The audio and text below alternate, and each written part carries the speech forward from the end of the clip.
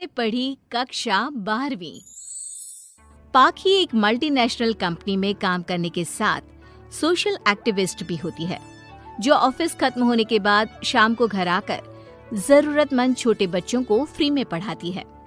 उसकी इस खूबी से बाकी लोगों के साथ सास भी बहुत खुश होती है। तुम सच में बहुत अच्छा काम कर रही हो बेटा, बस ध्यान रखना बच्चे आधे रास्ते में कहीं भटक ना जाए।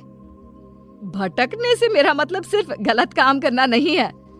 कोई घर की जरूरत के लिए नौकरी करने लगे या किसी के घर वाले उसकी शादी करा दे, यह भी तो मंजिल से भटकना ही होता है ना।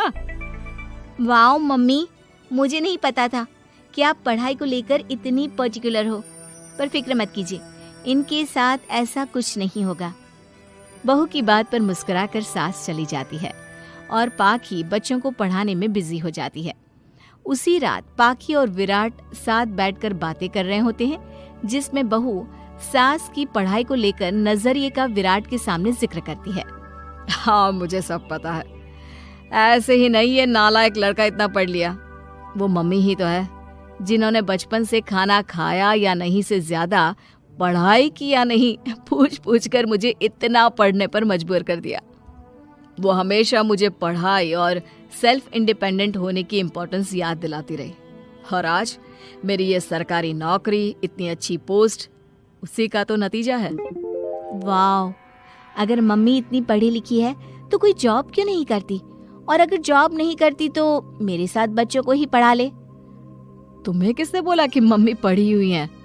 उन्होंने तो अपनी 12th क्लास भी पूरी नहीं की। उससे पहले ही नाना जी ने मम्मी की शादी करा दी। शायद इसलिए पढ़ाई और अपने पैरों पर खड़े होने को लेकर उनकी सोच ऐसी है, क्योंकि वो खुद ये सब करना चाहती हो। पत्नी की बात सुन के विराट भी सोच में पड़ जाता है।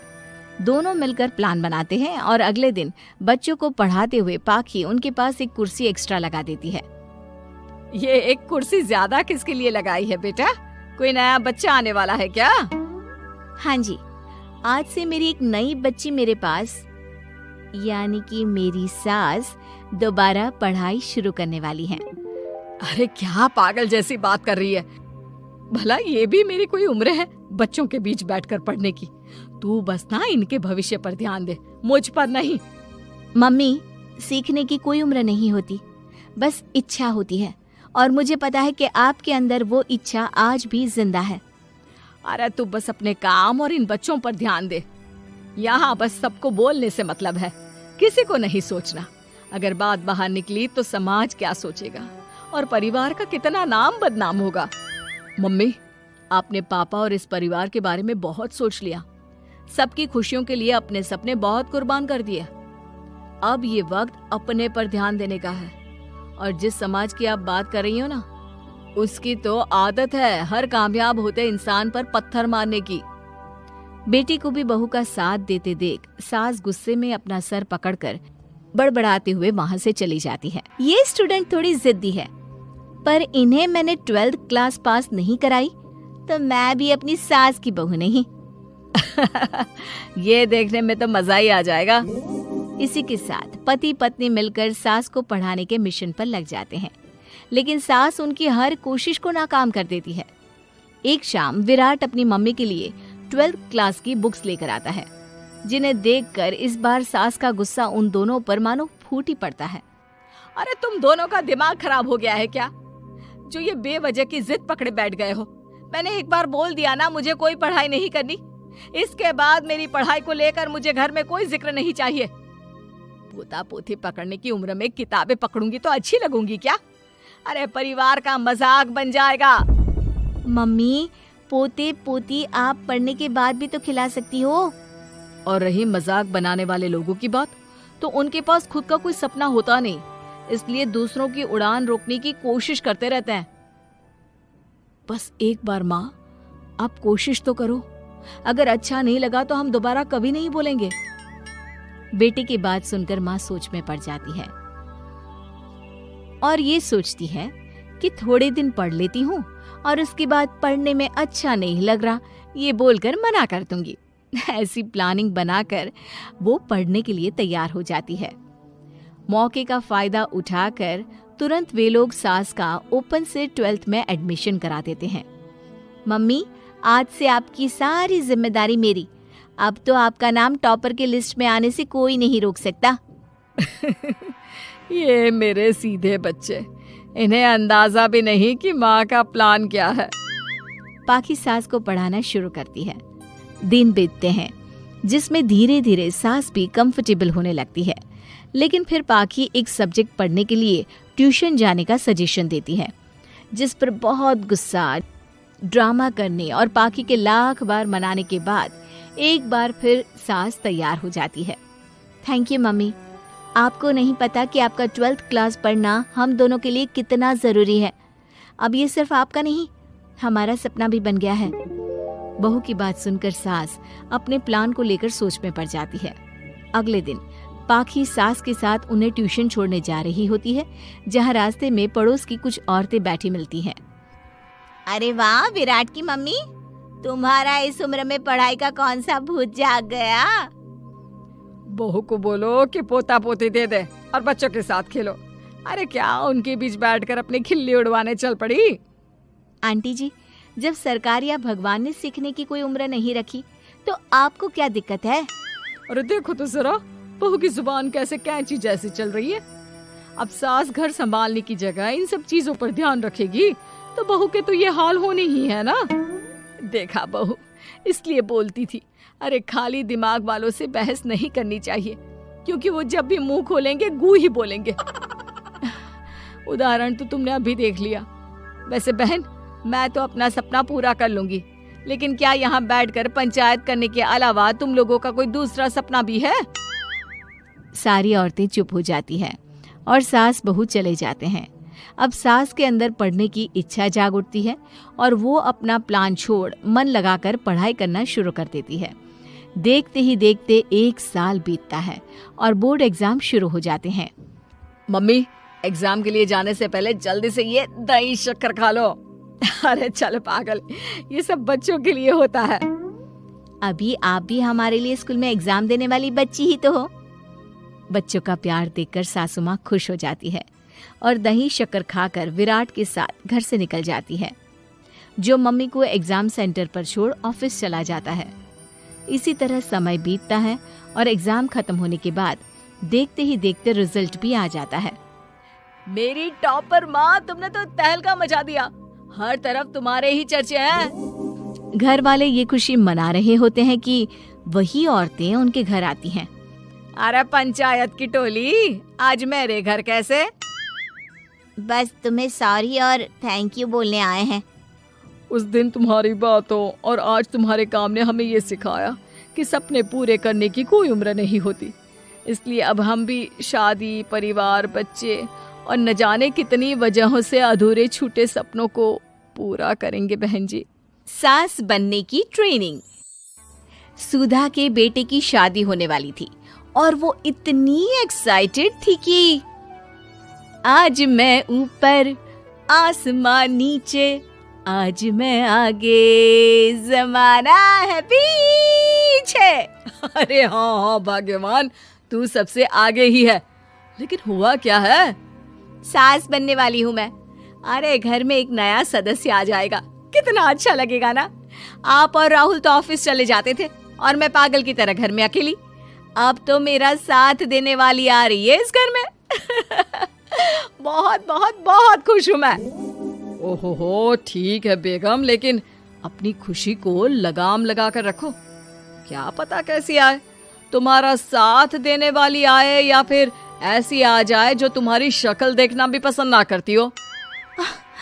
ऐसा क्यों बोल रहे हैं जी? शुभ नहीं बोल सकते तो अशुभ तो ना बोले। अच्छा जल्दी से तैयार हो जाओ, चांदनी चौक जाना है शादी की शॉपिंग के लिए। हाँ हाँ, थोड़ी सुबह तो हो जाने दो, दुकानें बाजार खुल तो जाए। तुम सच में ना पागल हो गई हो बहू के आने की खुशी में। बेटा माँ की हरकतें देख रहा था। वो सारी बात फोन पर अपनी होने वाली बीवी राशि को बताता है। फिर पता है क्या हुआ? माँ ना सुबह 6 बजे ही पापा को चांदनी चौक जाने को कहने लगी। दूसरी तरफ राशि कहती है, अरे वाह, ये तो बहुत अच्छी बात है ना, सास इतना सोचने वाली मिल रही है, और क्या चाहिए। मैंने भी सोचा है मम्मी जी के साथ बहुत प्यार से रहूंगी, उनका ख्याल रखूंगी और प्यार करूंगी। राहुल भी खुश था, लेकिन बाजार में सुधा जी और उनके पति को एक अजीब सी दुकान दिखती है जिसके बाहर लिखा होता है, हमारे यहाँ सास बनने की ट्रेनिंग दी जाती है। ये देखिए जरा, लग रहा है आजकल के लोगों को कोई काम नहीं है। अरे सास बनने की भी ट्रेनिंग होती है क्या? दुकान के सामने एक पिंजरा था, उसमें एक तोता बंद था। सुधा की बात सुनकर तोता बोल पड़ता है, अरे नादान औरत, अगर सास सही तो पूरा घर सही रहता है, परिवार बंधा रहता है और आने वाली जनरेशन संस्कारी होती है।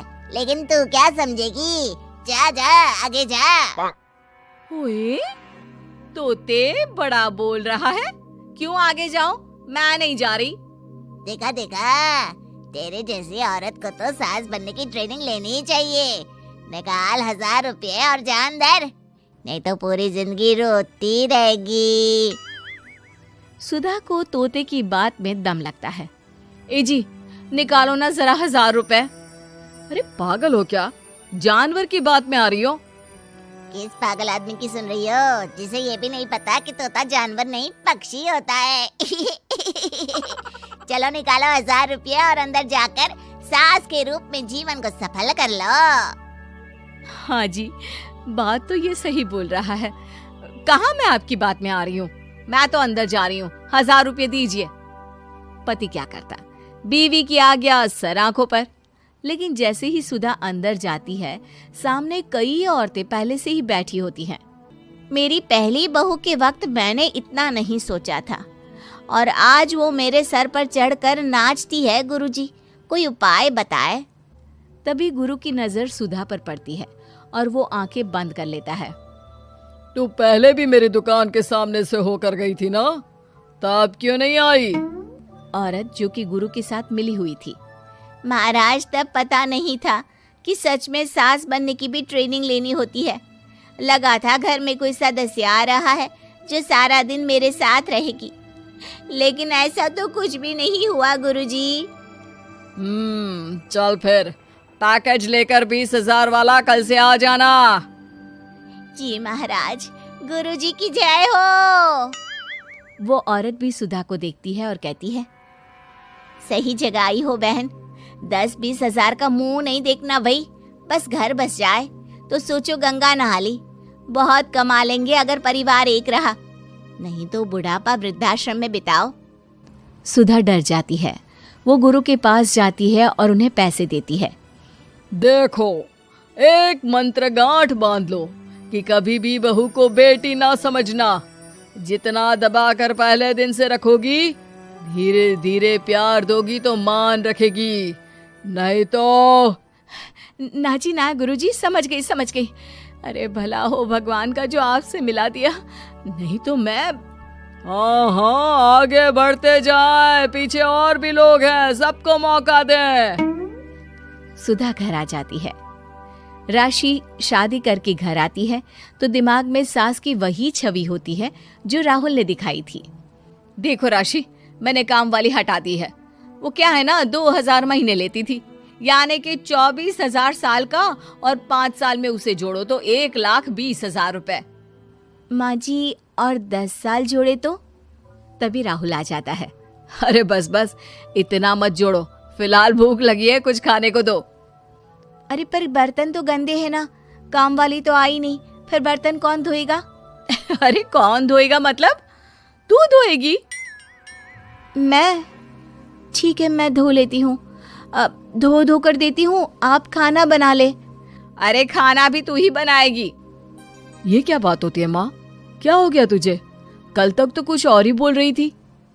लेकिन सुधा का व्यवहार सुधरने का नाम ही नहीं ले रहा था। बहू और बेटा ससुर से बात करते हैं। पिताजी, क्या हो गया है माँ जी को? वो क्यों ऐसे व्यवहार कर रही है जैसे मैं कोई नौकरानी हूँ? पिता क्या करता, बता देता है सारी कहानी कि कैसे सास का दिमाग एक गुरुजी ने खराब किया है। सास बनने की ट्रेनिंग? तो मामला ये है, वही मैं कहूँ, कहाँ तो माँ बहू का इंतजार ऐसे कर रही थी मानो साक्षात कोई देवी आने वाली है, लेकिन व्यवहार नौकरानी जैसा। देखिए माँ बुरी नहीं है, बस किसी ने उनका दिमाग खराब कर दिया है। तो ऐसे में मेरे पास एक आइडिया है। बहू फुसुर फुसुर करके पति और ससुर से बात करती है। अगले दिन बहू सास के सामने कहती है, अच्छा मैं जा रही हूँ, मेरी क्लास है। ये बोलकर बहू निकल जाती है।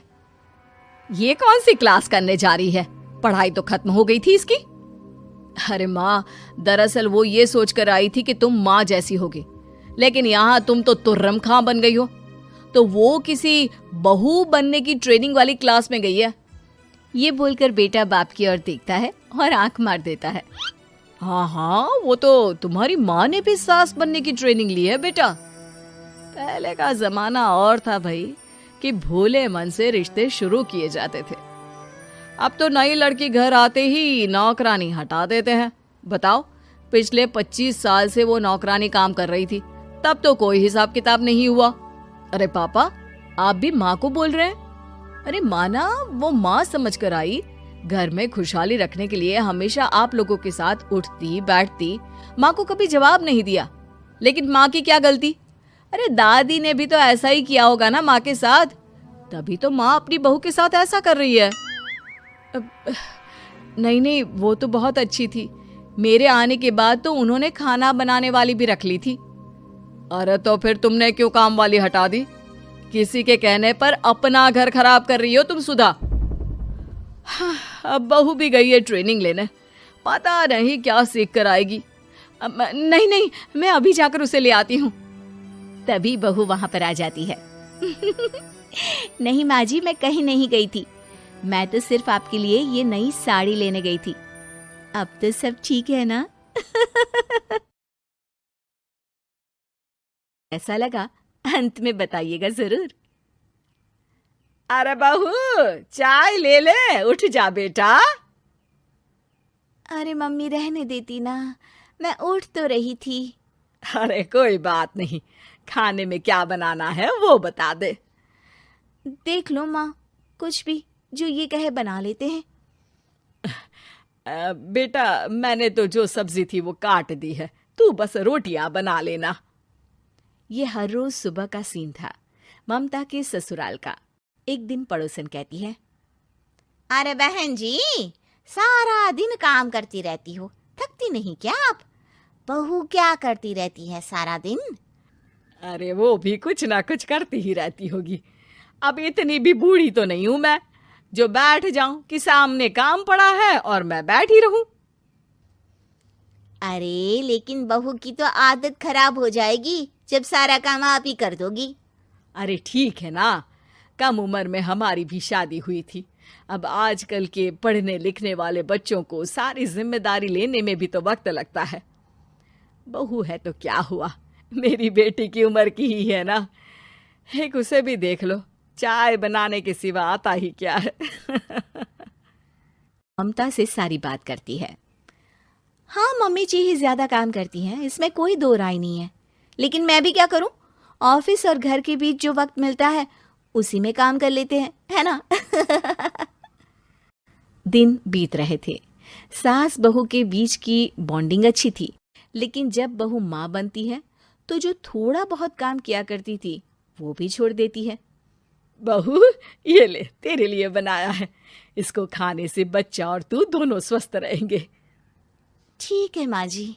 माँ जी, वो बच्चे के लिए गद्दे जो सूख रहे हैं ना छत पर, जरा ले आइए ना। तभी वहां पति आ जाता है। अरे माँ रुको, मैं ले आता हूँ, तुम मेरा खाना लगा दो। माँ किचन में चली जाती है।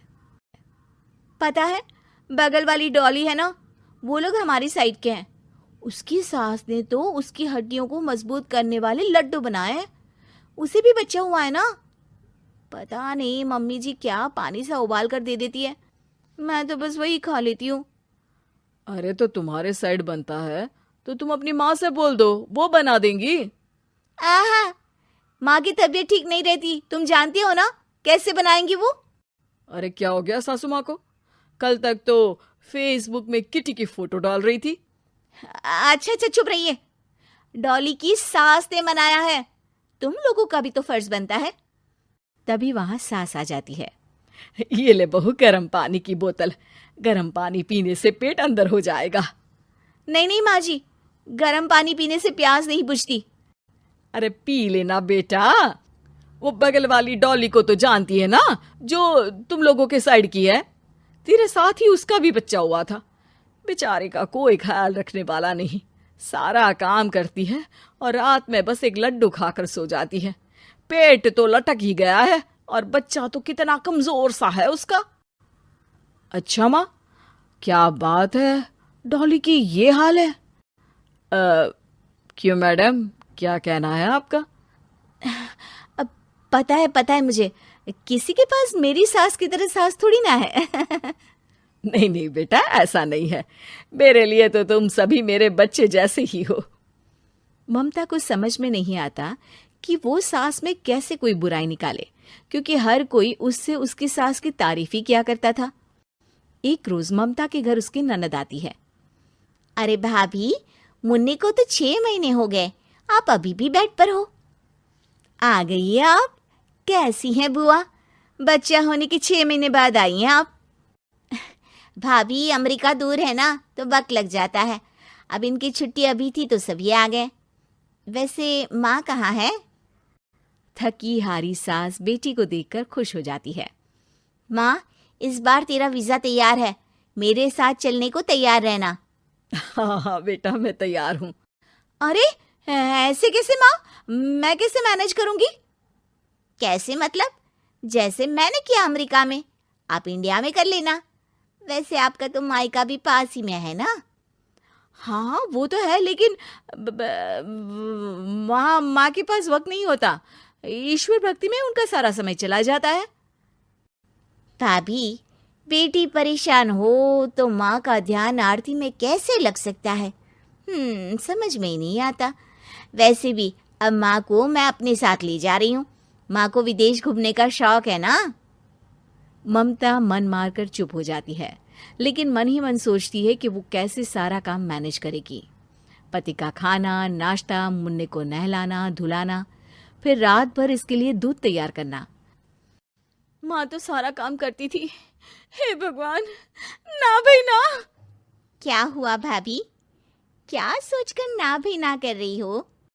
अरे कुछ नहीं, बस बच्चे के बाद से ही कमजोरी ज्यादा हो गई है ना, तो अचानक से बड़बड़ाने लगती हूँ मैं।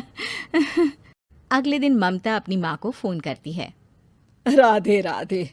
माँ मैं क्या करूँ, मेरी सास तो अमेरिका जा रही है बेटी के पास। अब घर का सारा काम, बच्चा, सब कैसे मैनेज करूँगी? तू आ जाना माँ कुछ महीनों के लिए मेरे पास। अरे ना ना ममता, मेरे बस की बात नहीं है काम धाम। अरे तू तो जानती है ना, मैंने तो तेरे भाई की शादी भी गरीब गांव की लड़की से इसीलिए ही की थी कि वो चुपचाप घर का सारा काम करे। वैसे भी अब तो आदत भी नहीं रही मेरी काम करने की। ममता को माँ पर बहुत गुस्सा आता है। ठीक है माँ, देख लूंगी मैं, लेकिन मेरी मुसीबत के वक्त आप मेरा साथ नहीं दे रही है, अब भूल जाना मुझे। ममता गुस्से में आकर फोन रख देती है और रोने लगती है, लेकिन बेचारी करे भी तो क्या। अब सास और ननद दोनों घर का काम करते, नेहा आराम करती, लेकिन अब आराम में भी उसे चिंता रहती। और फिर वो दिन भी आ जाता है जब ननद का जाने का वक्त आ जाता है। भाभी मैं जा रही हूँ, अपना और मुन्ने का ख्याल रखना। ममता सास को देखती है और गले लगकर रोने लगती है। माँ जल्दी आ जाना। सास मुस्कुराकर कहती है, कहाँ से ममता, मैं कहीं नहीं जा रही। मैंने देखा कि मेरे जाने की बात से ही तू परेशान हो गई थी, इसीलिए मैंने अपना जाना कैंसिल कर दिया है। तू चिंता ना कर, मैं तेरे साथ ही रहूंगी। ममता को अपनी माँ की बात याद आती है कि कैसे उसके कहने पर भी ममता की परेशानी को समझने की बजाय उसने मना कर दिया, जबकि सास ने बिना कुछ कहे बहू की समस्या पढ़ ली। हाँ माँ, हम सब साथ चलेंगे बाद में दीदी के घर अमेरिका। आज से आप रानी बनकर रहना और मुन्ने को देखना। मैं समझ चुकी हूँ कि मेरा फर्ज क्या है। सास नहीं माँ। हर समय सास और बहू का रिश्ता खराब नहीं होता, किसी किसी समय ऐसा भी होता है कि एक अच्छी सास बेटे से ज्यादा अपनी बहू का ख्याल रखती हो। माँ, मैं घर छोड़कर जा रही हूँ, मैं इस घर में किसी भी हाल में नहीं रह सकती। ये फैसला राधा की बहू लीना का था, कारण उसका और उसके पति के बीच बिल्कुल ना बनना। अरे क्या हो गया बेटा? और ये गाल तेरे कैसे लाल है? फिर से उसने तुझे मारा क्या? वो अब नई बात नहीं है माँ, लेकिन आज तो उन्होंने साफ साफ बोल दिया कि वो मेरे साथ नहीं रहना चाहते। अच्छा, क्यों भाई? क्यों नहीं रहना चाहता? जरा बुलाता उसे। तभी वहां प्रशांत आता है। हाँ, क्या है माँ? क्या बात हो रही है? क्या बोल रही हो? मैंने कहा ना एक बार कि मैं इसके साथ नहीं रह सकता, बस। अरे ना रह, किसने कहा? निकल जा घर से। प्रशांत माँ की बात सुनकर हैरान हो जाता है। हैं? कैसी बात कर रही है माँ? मैं कहाँ जाऊंगा? वैसे भी हम यहीं रहेंगे, जाएगी तो ये। लीना रोते हुए अपने कपड़े पैक करने चली जाती है और घर से निकल ही रही होती है कि रुक, तू कहाँ चली कपड़े लेकर? कैसी बात कर रही है माँ जी? वो साफ साफ तो बोल रहे हैं कि मेरे साथ नहीं रहना चाहते, तो क्या करूं मैं? हाँ, तो उसे ना रहना है तो ना रहे, जाए यहाँ से। तू भूल गई बहू, घर मेरे नाम का है, तेरे पति के नाम का नहीं। तो निकलेगा ये, तू नहीं। कैसी बात कर रही है माँ? मैं बेटा हूं तेरा, ये जाएगी घर से बाहर।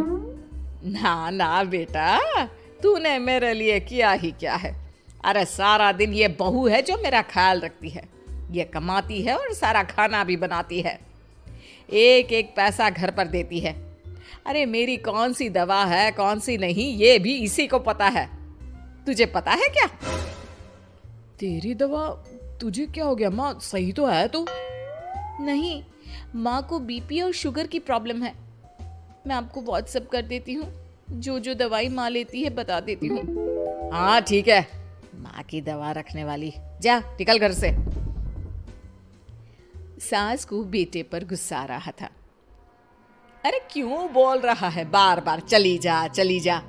मैं इसे कहीं नहीं जाने दूंगी, यही तो मेरे लिए बुढ़ापे का सहारा है। बेटे को माँ पर गुस्सा आता है। वो घर छोड़कर जाने लगता है कि उसकी बीवी उसे रोक लेती है। देखिए, मेरे कारण आप अपना घर ना छोड़े, मैं दूसरे कमरे में शिफ्ट हो जाती हूँ। सोचिएगा कि मैं इस घर में हूँ ही नहीं। वैसे भी माँ का ख्याल रखने के लिए आपको किसी ना किसी को तो रखना पड़ेगा ना। लड़का मान जाता है और बीवी के साथ रहने को हामी भर देता है। अब क्या, जब वो सुबह सोकर उठता, उसकी बीवी उसके लिए चाय बना कर रख देती, ऑफिस के लिए टिफिन और कपड़े साफ कर कर अलमारी में रखना। अरे क्यों काम करती है उसके? वो तो तुझसे बात भी नहीं करता। ना करे माँ जी, मैं ये मानती हूँ कि जो मेरा कर्तव्य है वो मुझे पूरा करना है, फिर चाहे जो हो जाए। माँ जी, आप उन्हें कभी मत बताना कि ये काम मैं करती हूँ। बहू अपने कर्तव्य अच्छे से पूरे करती और सास पति का ख्याल भी रखती। वो घर का काम और साथ ही दफ्तर का काम भी पूरा करती। लेकिन फिर एक दिन, तू पति के सामने आती क्यों नहीं? उसे तो तेरी परवाह है नहीं, उसका सारा काम पूरा हो जाता है और आराम से खाता पीता रहता है, फिर तू क्यों परेशान होती रहती है? बहू कुछ नहीं कहती, वहां से चली जाती है। माँ, तू ना ये रोज मेरे लिए चाय और खाना मत बनाया कर, वैसे भी तू थक जाती होगी। अब मैं दूसरी शादी कर रहा हूँ, अब तुझे ज्यादा परेशान होने की जरूरत नहीं है। माँ को बेटी की बात बिल्कुल अच्छी नहीं लगती। वो उसे शादी के लिए मना कर देती है। अरे तेरी बीवी जिंदा है, ना ही तेरा तलाक हुआ है, वो तेरे साथ रहती है, फिर तुझे क्या जरूरत है दूसरी शादी करने की? माँ, वो मुझे पसंद नहीं है, मैं उसके साथ नहीं रह सकता। उसे ना मेरी फिक्र है ना आपकी, मुझे उसके साथ नहीं रहना। बहू के कहने के कारण माँ बेटे से कुछ नहीं कह पाती। वो शांति रहती है, लेकिन फिर भी वो बेटे और बहू के बीच के झगड़े को समझने की कोशिश करती है। अच्छा बेटा ठीक है, ना रहे उसके साथ, लेकिन ये तो बता कि बहू में कमी क्या है जो तू उसे छोड़ रहा है? देख माँ, इतने दिन से वो मेरे साथ नहीं है, लेकिन मुझे उसकी कोई कमी फील नहीं हो रही। दूसरी बात, मुझे उसकी शक्ल देखना भी पसंद नहीं है, देखा है कैसे रहती है वो। अब सास को माजरा समझ में आ जाता है कि जरूर बेटे को दूसरी लड़कियां पसंद आ रही होंगी, तभी वो ऐसा कर रहा है। बेटे के जाने के बाद वो बहू को बुलाती है। बहू जो काम करके अभी किचन से निकली होती है, उसके सारे बाल बिखरे होते हैं। पास से मसाले की बू आ रही होती है और उसकी शक्ल से चमक भी चली गई होती है, कपड़े भी अस्त व्यस्त। बेटा, तू खुद का ख्याल क्यों नहीं रखती है? माँ जी, वक्त ही नहीं मिलता। फिर आजकल तो ऑफिस घर से ही चल रहा है, तो क्या ख्याल रखना। ऐसा नहीं है बेटा, ऑफिस घर से चल रहा है तो खुद का ख्याल ना रखा जाए। अरे देख, दूसरी लड़कियों को कितनी स्मार्ट होकर रहती है। पर माँ जी, अब क्या जरूरत है, घर चल रहा है ना ठीक से, और क्या चाहिए। वैसे तो देखा जाए तो कोई जरूरत नहीं, लेकिन खुद के लिए जरूरत है। अरे खुद को 1 घंटा देना जरूरी है, क्योंकि निरोगी शरीर के लिए खुद का ध्यान रखना कोई फैशन नहीं है, जरूरत है। बहू को समझ में नहीं आता कि सास क्यों उसे ये सब समझा रही है, लेकिन बहू के काम के बीच में उसे उसके लिए कैसे समय निकलवाना है ये समझाने के लिए सास उसे अपने साथ ले जाती है। बहू, आज से हम दोनों योगा करेंगे, जिम जाएंगे और हाँ, हेल्दी डाइट भी फॉलो करेंगे, साथ ही पार्लर भी चलेंगे। सास बहू दोनों मिलकर खुद को वक्त देना शुरू कर देती हैं और फिर कुछ ही महीनों में। क्या बात है बहू, तू तो पहचान में ही नहीं आ रही है, कैसे? सब आपकी मेहरबानी है माँ जी, सच्ची। मैंने खुद को बहुत इग्नोर कर दिया था, लेकिन अब लग रहा है कि मैं गलत थी माँ जी। सास और बहू बात कर ही रहे होते हैं कि सामने से पति आ जाता है। वो बीवी को देखता ही रह जाता है। हाँ, तो तू क्या कह रहा था कि तू दूसरी शादी करेगा? मैंने बहू से बात कर ली है। बहू, अब कल से तू जो इसे खाना बनाकर टिफिन देती थी ना, इसके सोकर उठने से पहले चाय रख देती थी, इसके कपड़ों से लेकर सारी चीजों का ख्याल रखती थी ना, वो छोड़ देना। कल से कोई और ला रहा है ये। बेटा समझ नहीं पाता कि उसकी बीवी इतनी प्यारी कैसे हो गई। अब बहू को क्या देख रहा है? तलाक के पेपर मैंने बनवा लिए हैं और हाँ, ऊपर का पोर्शन भी खाली करवा लिया है। किराया देकर रहना शुरू कर देना अपनी नई बीवी के साथ। मैं तो अपनी बहू को नहीं छोड़ सकती।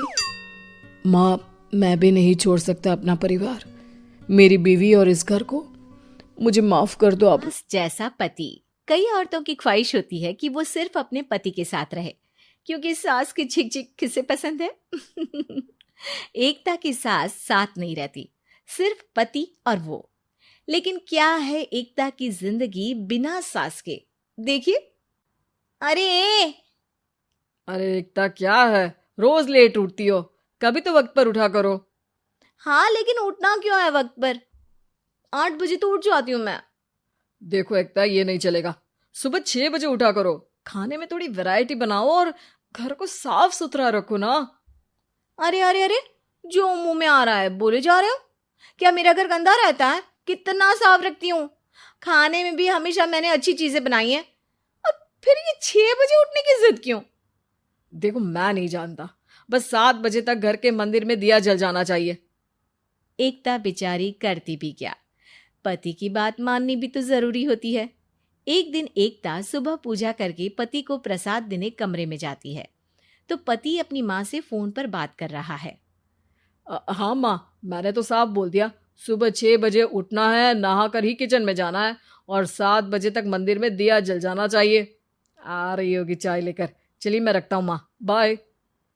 बेचारी एकता ने पति का ये रूप तो सोचा ही नहीं था।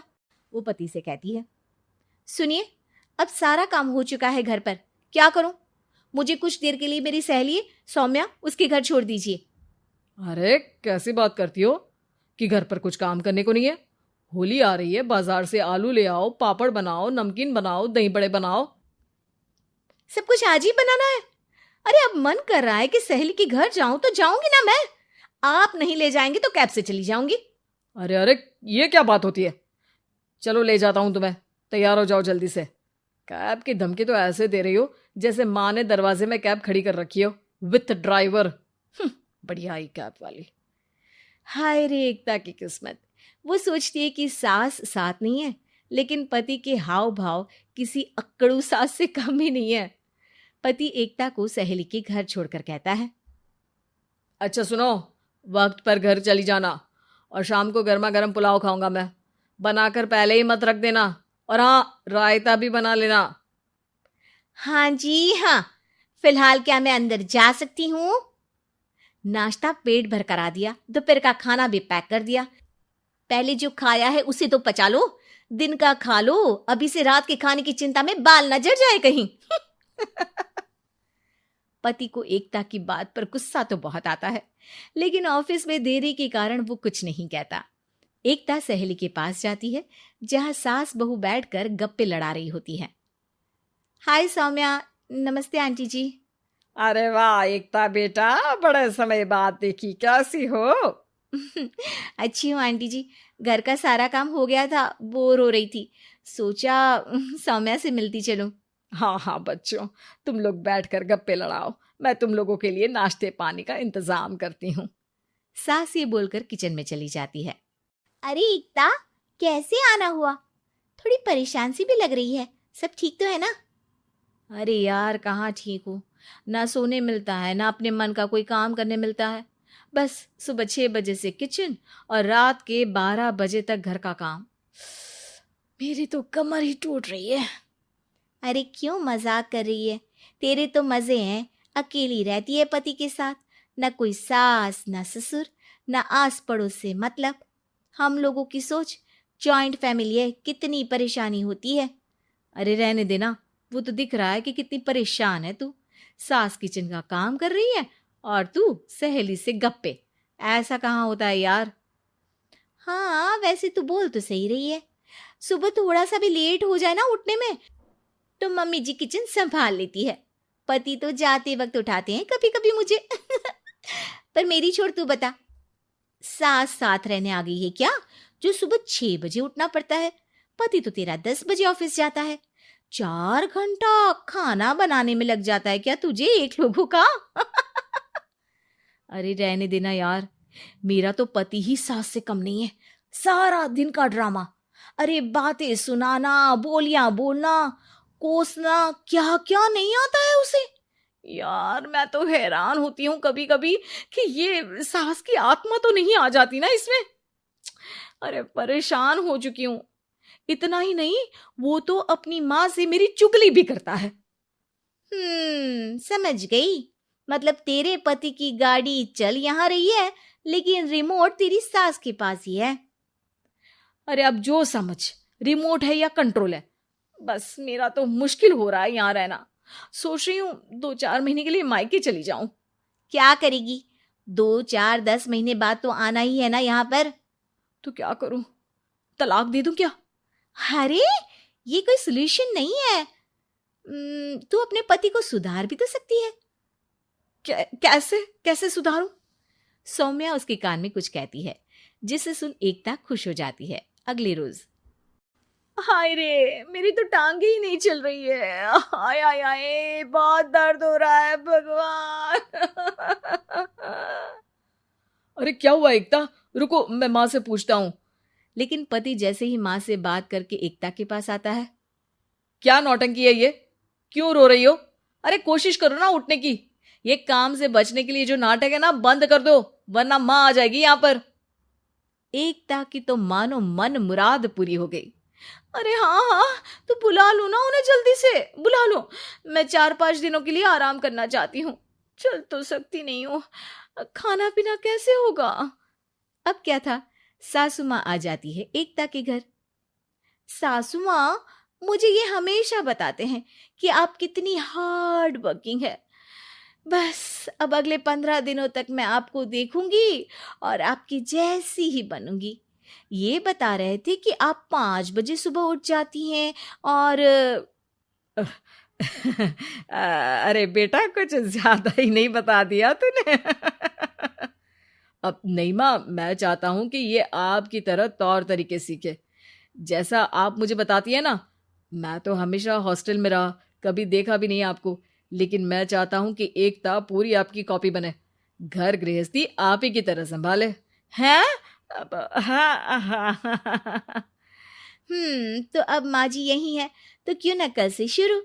लेकिन अगले दिन सास 9 बजे सोकर उठती है। बेचारा बेटा बाहर से खाना मंगा कर खाता है। शाम को घर आता है तो सारा घर बिखरा रहता है। अरे माँ, ये घर इतना बिखरा क्यों है? अरे वो बेटा, आज वक्त ही नहीं मिला किचन से। सुबह का नाश्ता, दिन का खाना, अब रात को तो मेरा मन ही नहीं है कुछ बनाने का, तो बाहर से ही ले आ, या दिन का जो खाना बचा है ना वही खा लेना। ओ माँ, इससे अच्छा तो एकता कर रखती है। भले ही आराम आराम से काम करती है, लेकिन आज तक मुझे बासी खाना नहीं खिलाया। खुद तो तुम 9 बजे उठी हो, वो तो फिर भी 8 बजे उठती थी। अरे बेटा, मेरे बस की नहीं है 8 बजे उठना। वो तो ना मैं झूठ बोल रही थी। मैं तो चली अपने घर। अरे कम से कम तेरे पापा मुझे सुबह की चाय खुद तो बना कर देते हैं ना। ना जी ना, मुझे नहीं रहना अपने बेटे के पास। ये बोलकर सासू माँ चली जाती है अपने घर और एकता की लाइफ फिर से सेट हो जाती है बहुत अच्छी तरह। नंदन, रश्मि की सास को लॉटरी की टिकट खरीदने का बड़ा ही शौक था। रश्मि की सास कमला को हमेशा लगता था कि कभी ना कभी लॉटरी में उसे एक बड़ा इनाम निकलेगा, और इस बार जब कमला ने लॉटरी खरीदी तो सच में ऐसा हुआ।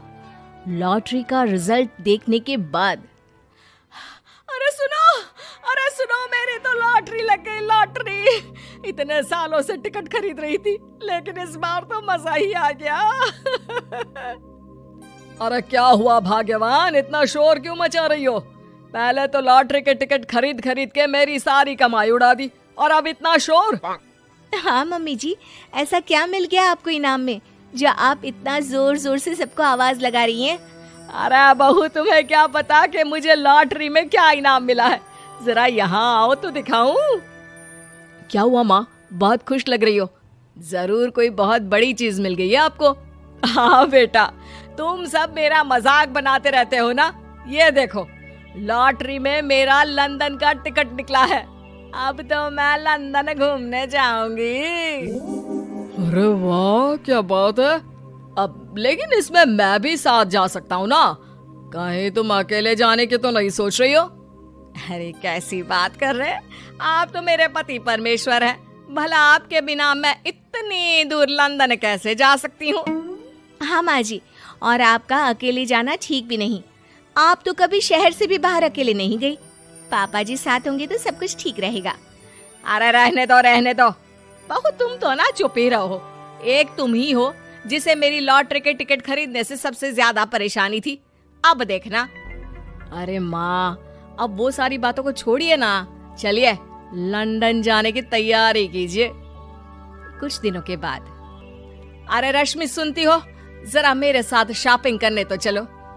अरे भाई, मुझे लंदन जाने के लिए कपड़े जो खरीदने हैं। हाँ हाँ, क्यों नहीं मम्मी जी, चलिए हम दोनों बाजार चलते हैं। मैं आपको लंदन जाने के हिसाब से कुछ मॉडर्न कपड़े दिला दूंगी। देखो तो रश्मि, कितनी खूबसूरत साड़ी है। इसे पहनकर तो मैं एकदम हीरोइन लगूंगी। अरे मम्मी जी, वहाँ लंदन में जाकर भी क्या आप साड़ी ही पहनेंगी?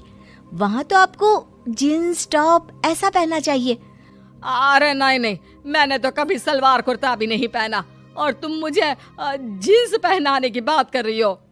मम्मी जी, वहाँ लंदन में कोई भी ये सलवार कुर्ता या साड़ी नहीं पहनता। वहाँ जाकर तो आपको ऐसे ही कपड़े पहनने पड़ेंगे। अरे भगवान, ये कहाँ फंस गई। चलो ठीक है, तुम कहती हो तो ले ही लेती हूँ। उसके बाद रश्मि ने अपनी सास कमला को काफी मॉडर्न और स्टाइलिश कपड़े खरीदवा दिए और दोनों सास बहू घर आ गई। 2 दिन के बाद ही कमला अपने पति के साथ लंदन जाने के लिए रवाना हो गई। वहां पहुंचने के बाद दोनों एक बड़े से होटल में जाकर रुकते हैं। अरे बाप रे बाप, कितना खूबसूरत होटल है। इस बार तो मेरी लॉटरी नहीं लगी। ऐसा लगता है जैसे पूरी दुनिया मेरे कदमों में आ गई।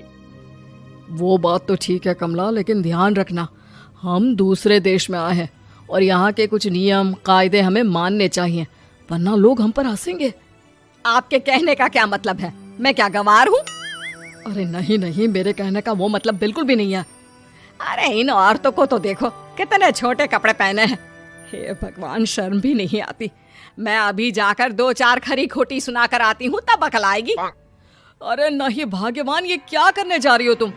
ये लंदन है, लंदन। यहाँ पर लोग इसी तरह के कपड़े पहनते हैं। अगर तुमने उन्हें कुछ कहा तो लेने के देने पड़ जाएंगे। शाम को कमला डिनर के वक्त अपने होटल के कमरे में खाना ऑर्डर करने के लिए अपने पति से कहती है।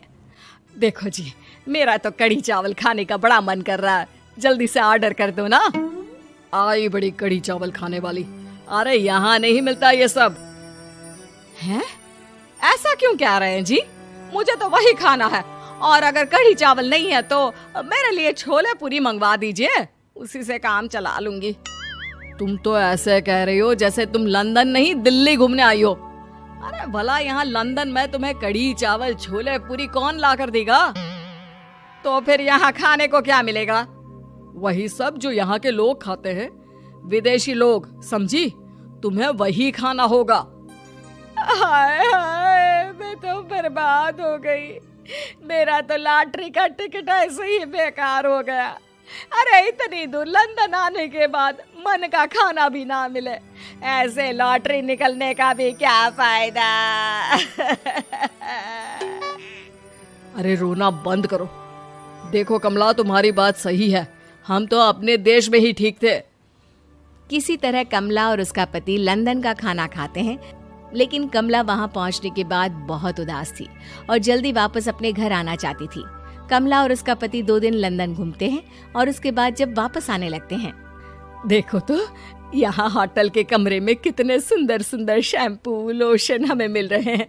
मैं ना ये सब लेकर चलती हूँ, बहू देखेगी तो बहुत खुश हो जाएगी, और मैं भी बड़े शान से दिखाऊंगी उसे ये सब। नहीं नहीं, हम ऐसा नहीं करेंगे। अरे क्यों जी? जब हम अपने देश में किसी होटल में रुकते हैं तो वहाँ भी तो शैम्पू की बोतल, लोशन, क्रीम, टूथपेस्ट सब भर भर कर लाते हैं, तो यहाँ से ले जाने में क्या बुराई है? अरे कमला, ये हमारा देश नहीं लंदन है, यहाँ पर यह सब करना अलाउड नहीं होता। अगर तुमने अपने बैग में इन सब चीजों को रख कर ले जाने की कोशिश की तो हमारी बेइज्जती हो जाएगी। होटल का स्टाफ हमें होटल से बाहर ही नहीं जाने देगा। अरे बड़ा अजीब देश है, इससे तो अच्छा हमारा देश ही है। वहाँ पर कम से कम जो भी चाहो होटल से उठाकर चुपचाप घर ले जाओ, कोई कुछ नहीं कहता। हाँ कमला, तुम्हारी बात सही है, लेकिन अब यहाँ तो यहीं के हिसाब से चलना होगा ना। अगले दिन कमला और उसका पति वापस अपने घर पहुंच जाते हैं। क्या हुआ माँ, कैसा लगा लंदन? बहुत मजा आया होगा ना? अरे बेटा रहने दो, तुम्हारी माँ तो लंदन जाकर पूरी तरह परेशान हो गई। ऐसी क्या बात हो गई मम्मी जी? आप तो बहुत खुश होते हुए लंदन गई थी ना? अरे एक तो तुम्हारे ये कपड़े जीन्स टॉप पहनकर ऐसा लग रहा था जैसे मैं कपड़ों में फंस गई हूँ। लेकिन माँ, रश्मि ने तो आपको लंदन जाने के हिसाब से ही शॉपिंग करवाई थी ना? अरे मुझे नहीं पहनना ये जीन्स टॉप, मेरी तो कमर में दर्द हो गया, और पैरों में ऊंची एड़ी के जूते पहनकर ऐसा लग रहा है जैसे मेरे तो पैर ही गायब हो गए हैं। कितना दर्द कर रहा है। जानते हो, तुम्हारी माँ को तो वहाँ का खाना भी अच्छा नहीं लगा, कह रही थी कि छोले पूरी खाना है। अरे माँ, लंदन में कहाँ छोले पूरी, वहाँ तो वहीं के जैसा खाना खाना पड़ता है। अरे आगे से ना तो मुझे लॉटरी का टिकट खरीदना है और ना ही लंदन जाना है। और बहू, तुम जल्दी से जाकर मेरे लिए गर्मा गर्म कढ़ी चावल बना दो, वो खा लूंगी तो शायद मेरा लंदन जाने का दुख थोड़ा कम हो जाए। शिखा की नई नई शादी हुई थी। उसका मायका और ससुराल दोनों कानपुर में ही थे, इसलिए उससे मिलने उसके भाई अक्सर आते जाते रहते थे। ये बात शिखा की सास मीना को बिल्कुल पसंद नहीं थी। मम्मी जी, आज राहुल भैया आ रहे हैं। कौन, तेरे चाचा का लड़का? जी मम्मी जी। अरे पर वो तो दिल्ली में रहता है ना? हाँ मम्मी जी, उन्हें कल सुबह दिल्ली के लिए निकलना है, तो वो आज मुझसे मिलते हुए कल सुबह यहीं से निकल जाएंगे। हमने तो धर्मशाला खोल रखी है ना। कुछ कहा क्या मम्मी जी? मैंने कहा हाँ, आने दे तेरे भैया को, जमकर खातिरदारी करेंगे।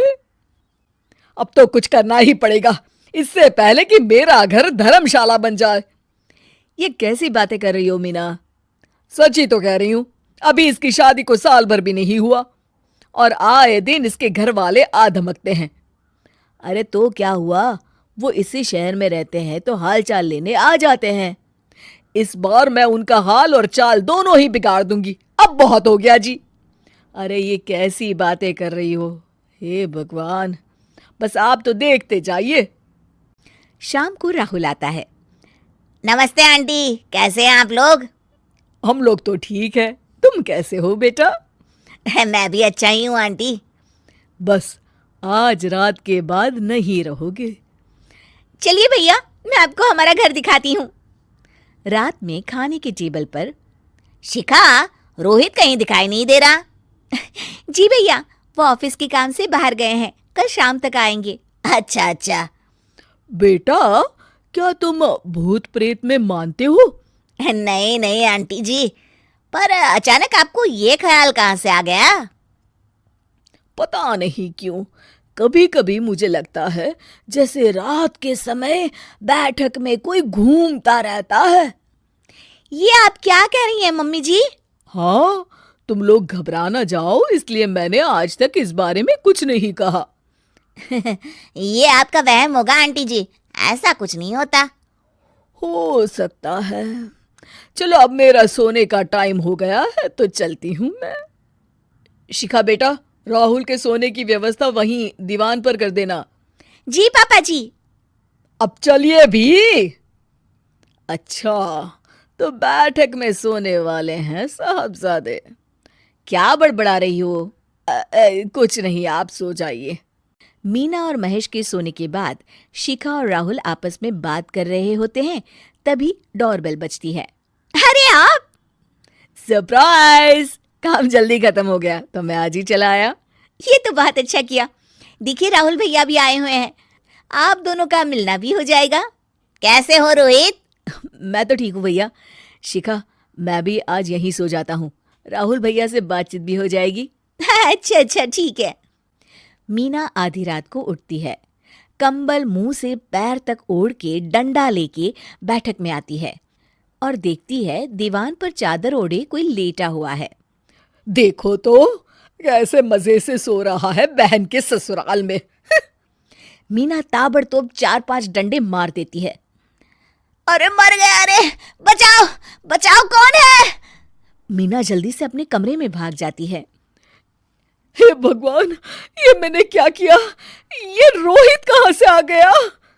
लगता है ये नालायक राहुल मेहमानों वाले कमरे में सो गया होगा।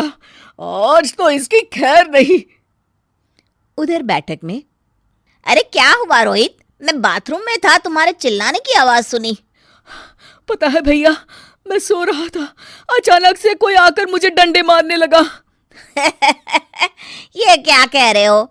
लगता है तुम भी आंटी की तरह भूत प्रेत में मानते हो। नहीं नहीं भैया, सच में कोई आया था। मैं तो जा रहा हूँ मेहमानों वाले कमरे में सोने के लिए। इस समय अपने रूम में जाऊंगा तो शिखा की नींद खराब हो जाएगी। ठीक है भाई, जाओ तुम, जहां तुम्हारा भूत डंडा लेके ना आ सके। थोड़ी देर बाद मीना कंबल ओढ़ के डंडा लेकर मेहमानों वाले कमरे में पहुंच जाती है। वो बिस्तर पर सोए रोहित को फिर डंडों से मारने लगती है। अरे मर गया, अरे मर गया। तू भूत प्रेत में नहीं मानता ना? ये ले, अब डंडे खा। हैं? ये तो माँ की आवाज है। रोहित कंबल खींच देता है। बेटा तू! अरे ये क्या कर रही हो माँ? मार मार के मेरा भरता बना दिया आपने। माफ कर दे मेरे लाल, मैंने तो तुझे ही मार मार के लाल कर दिया। मैं तो उस राहुल के बच्चे को सबक सिखाना चाहती थी। राहुल भैया को? हाँ बेटा, मुझे लगा अगर उसे डंडे मारूंगी तो शिखा के मायके वाले यहाँ आना छोड़ देंगे। हे भगवान, माँ, ये घर शिखा का भी है, उसके घर वाले जब चाहे आ सकते हैं। हाँ बेटा, आज मुझे भगवान का इशारा समझ में आ गया। मैं कितना गलत करने चली थी और अपने ही बेटे को चोट पहुंचा दी। अब चुपचाप जाके सो जाओ माँ, और किसी को कुछ बताने की जरूरत भी नहीं है। सास बहू में हंगामा, घर आए शकुनी मामा। सुबह सुबह सास अपने भाई को फोन लगाती है। हेलो, अरे किधर है तू? बहन की कोई खबर नहीं लेगा? यहाँ मेरी सारी सत्ता लूट रही है धीरे धीरे करके। अरे क्या हुआ दीदी, सुबह सुबह ये रुदाली क्यों शुरू कर दी? ऐसा क्या पहाड़ा टूटा है? अरे तेरे धर्मराज ससुर ने तिजोरी की चाबी बहू को दे दी है। पैसों का हिसाब भी उसी के पास रहता है। सिर्फ तिजोरी की ही नहीं, बेटे की चाबी भी उसी के पास है। अब उसी की बात सुनता है। अरे जल्दी से आ जाना, वरना तेरी बहन कंगाल हो जाएगी भाई। अरे बहन श्री, रहो टेंशन फ्री, आ रहा हूँ मैं तेरी बहू का पासा पलटने। अगले ही दिन मामा घर में आ टपकते हैं। अरे मामा जी, पाए लागू। बहू, पाँव छू के पैरों के नीचे की जमीन खींचना तो कोई तुमसे सीखे। हाँ, क्या मतलब मामा जी? अरे तुमने अपनी सास के पाँव छुए और पूरे घर की सत्ता हड़प ली। साले हैं? साहब, साले साहब, कब आए आप? आ तो 40 साल पहले गया था। तुम्हारा दिमाग कुछ ज्यादा ही चलता है और जुबान भी। खैर, तुम्हारी बहन पे गए हो ना इसीलिए। जीजाजी, आप काफी मजाकिया हो गए। वैसे बहू ने घर की सत्ता हड़पी नहीं है, उसको दी गई है। वो गुणी है, समझदार है और उत्साही भी है। एक किताब भी लिख दीजिए ना अपनी बहू की तारीफ में जीजाजी। तभी सास वहां आ जाती है। अरे भाई, मेरे भाई आ गया तू। आजा आजा आजा, तेरे लिए पकवान बनाए हैं मैंने। हाँ हाँ साले साहब, खाइए। आपके घर में तो मिलते नहीं होंगे पकवान। क्या मतलब? मतलब आपके घर में आपकी बहन थोड़ी ना रहती है, उनके हाथ के पकवान थोड़ी ना मिलते होंगे, यही कह रहे थे ना ससुर जी? हाँ बहू, यही कह रहा था मैं। सास अपने भाई को अंदर ले जाती है और कहती है, ये हलवा खा के कुछ जलवा दिखा दे भाई। लूडो। अरे हाँ हाँ, लूडो भी खेल लेना। पहले बहू के हाथ से सत्ता लेने की कोई तरकीब ढूंढो। लूडो खेलेंगे, जो जीतेगा सत्ता उसकी। अरे पर मुझे तो खेलना ही नहीं आता। तू बस चाल चलना, पासे तो मैं फेंकूंगा और मेरे हाथ से फेंका गया पासा मेरी मर्जी के खिलाफ नहीं आता। अरे लेकिन तेरे जीजाजी रहेंगे तो ये काम कैसे होगा? हर रविवार जीजाजी शाम को अपने दोस्तों के साथ बैठने जाते हैं। वहाँ उनकी महफिल जमेगी और यहाँ बहू के महफिल उजड़ जाएगी। अरे एक नंबर का कमीना है तू। जैसी दुनिया वैसे हम बहना। रविवार की रात सास, बहू, बेटा और सास का भाई एक साथ बैठे हुए होते हैं। अरे थोड़ा मनोरंजन हो जाए तो मजा आ जाए। हाँ हाँ, लूडो खेलते हैं। अरे वाह, बहुत अच्छा आइडिया है। हाँ हाँ, हम 4 लोग हैं, आराम से खेल सकते हैं। लूडो एक ऐसा खेल है जो खेलने से ज्यादा देखने में मजा आता है। तो भांजे, तुम और हम बस देखेंगे। यानी सास और बहू में होगा मुकाबला। आ जाओ, देखते हैं किसमें कितना है दम। खेल होता है शुरू। पहली बाजी बहू जीत जाती है। क्यों सासू माँ, कैसी रही? अरे एक ही खेल जीती है, इतना घमंड ना कर। खेली तो तुम बहुत अच्छा हो बहू, लेकिन ऐसे फीके फीके खेलने में मजा नहीं आ रहा। कुछ दांव पे ना लगे तो क्या मतलब। ठीक है, आप जो कहेंगे मैं दांव पर लगा दूंगी। वादा करो, खेल छोड़ के भागना मत। अरे हाँ मामा जी, पक्की बात। क्योंकि मेरी बहना कच्ची खिलाड़ी है, तो उसकी तरफ से पास से मैं फेंकूंगा। बुढ़ापे में तो वैसे भी हाथ कांप रहे हैं, पास ही क्या फेंकेंगी सासू माँ। बहू को पता नहीं था कि मामा के फेंके पासे हमेशा सही बैठते हैं। वो बस पहली बाजी जीत के खुद को चैंपियन समझ रही थी। अगर मैं हार गई तो बहू को अपने पुराने गहने दे दूंगी, और अगर बहू हार गई तो तिजोरी की चाबी और घर के पैसों के हिसाब की जिम्मेदारी वापस मेरे हाथ में दे देगी। हाँ हाँ, मंजूर है मुझे। अरे रुको तो, थोड़ा सोच समझ के। अरे सोच लिया और समझ भी लिया। दूसरी बाजी शुरू होती है। मामा के फेंके एक भी पासे उनकी मर्जी के खिलाफ नहीं जाते। बहू को पसीना आ जाता है पर सास को टक्कर नहीं दे पाती। आखिरी गोटी के घर में जाने के लिए सास को 1 नंबर चाहिए, जबकि बहू एक बार भी घर में नहीं पहुंची है। अरे क्यों बहू, अब कैसी रही?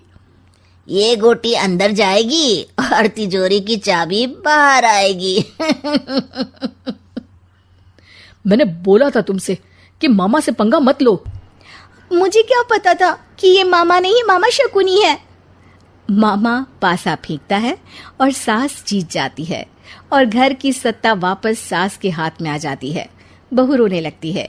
इतने में ही वहां ससुर जी आ जाते हैं। अरे रो क्यों रही हो बहू? क्योंकि मामा ने मुझे मामू बना दिया।